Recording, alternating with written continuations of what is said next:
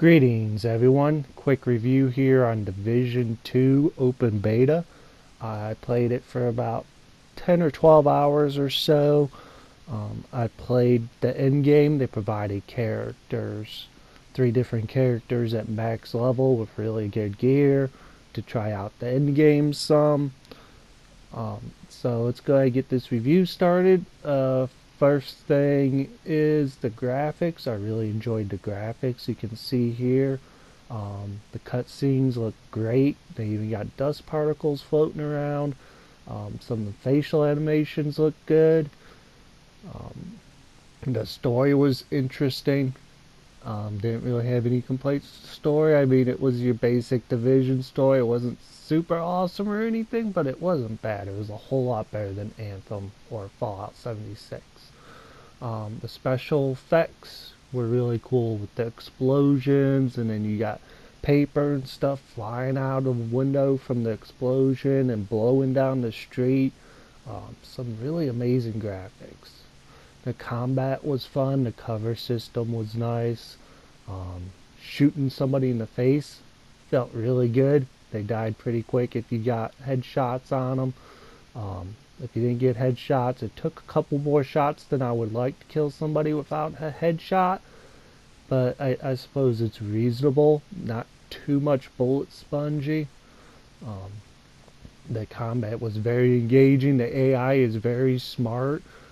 For example, I had times where they would throw a stun grenade at me, and if I stayed there and took the stun grenade, it would blind me or whatever where I can't see, and then they would rush and try to get beside me or behind me since I couldn't really see anything, and go ahead and shoot me from that way. Or if I did try to dodge the stun grenade to knock me out of my position, then I'd get shot at then. So it's kind of, damned if you do, damned if you don't kind of situation.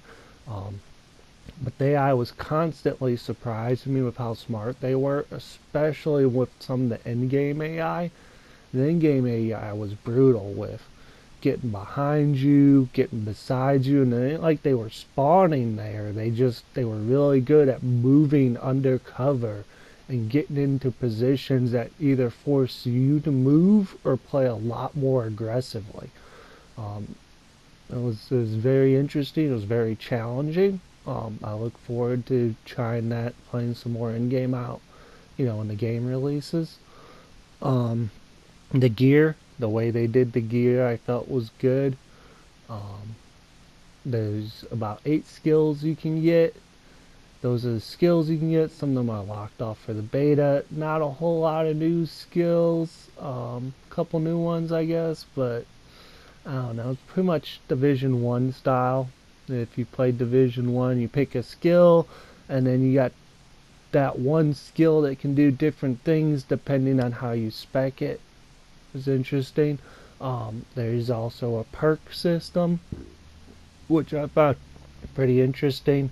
That perk system definitely looked good. There's a lot of different things in there for passive skills to buff your character up. Definitely kind of cool. And then load screens, there's only one load screen. You start the game, you get one load screen. It's a relatively long load screen, maybe a minute, 2 minutes. But after that load screen, I never had another loading screen compared to a game like Anthem, where you might go through 10 minutes of loading screen just to run one mission. This one, maybe 2 minutes, 3 minutes when you start the game. And then, like I said, I don't remember getting another loading screen, going into missions, grouping up with people, exploring the world. Everything I did was seamless. Even walking into a cutscene, there was no loading screen. It was a fade to black for maybe 5 to 10 seconds. Screen came back up, and I was in a cutscene. Was very impressed by that. Very happy by that. So when I talked about being in the end game earlier, I did dislike being in the end game. The enemies got really bullet spongy. I don't know if that's the mission that they put me in for the end game character that they gave me or what, but stuff was just taking absolutely forever to kill.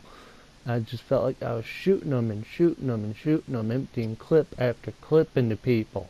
And it did not seem to really hurt them, didn't really matter. So I don't know if it was the gear they gave you on the in-game characters, if it was the mission they put me in, or what exactly the situation was in there. But the enemies were way too bullet spongy, which made it really hard to not have them again get beside you, get behind you, and just swarm around you and make it almost impossible to play.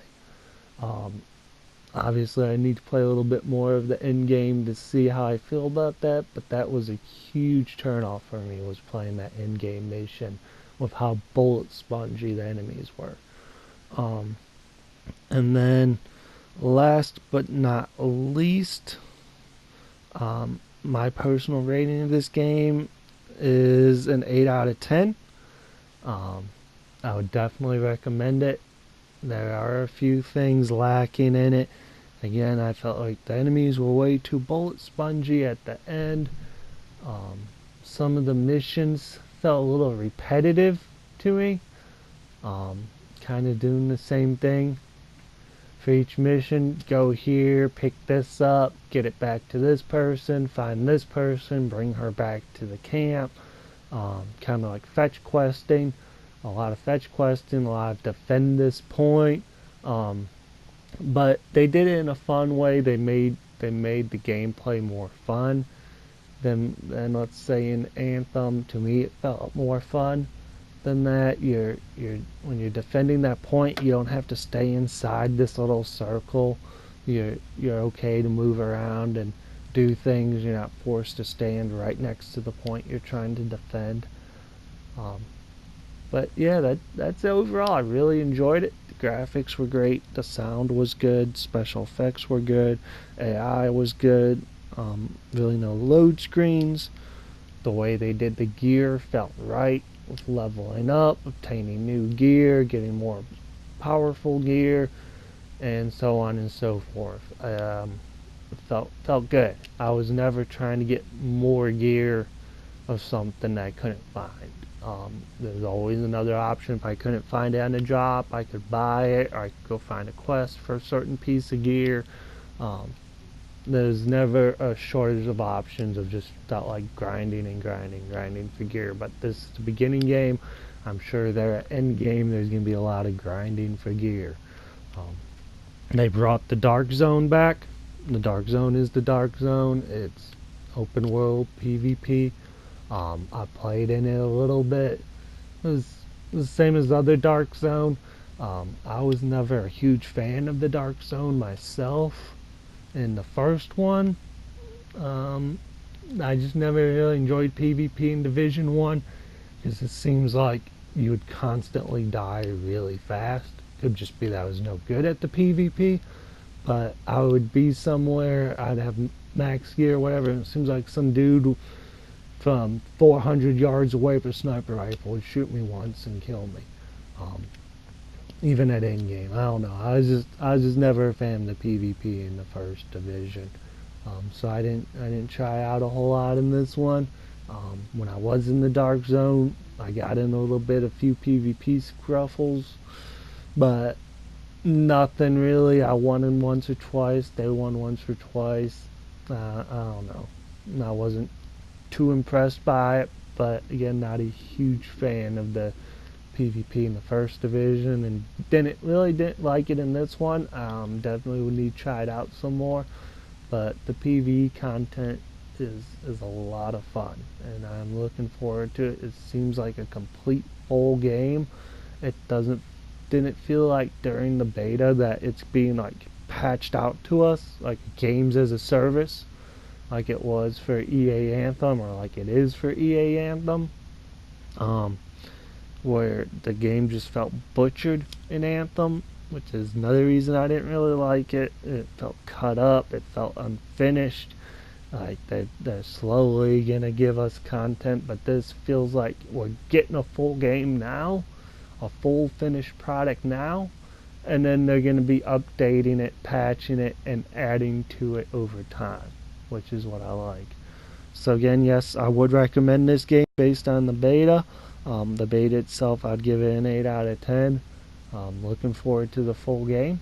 Well, thank you for watching the review. Please subscribe if you're not subscribed, and I will talk to y'all later.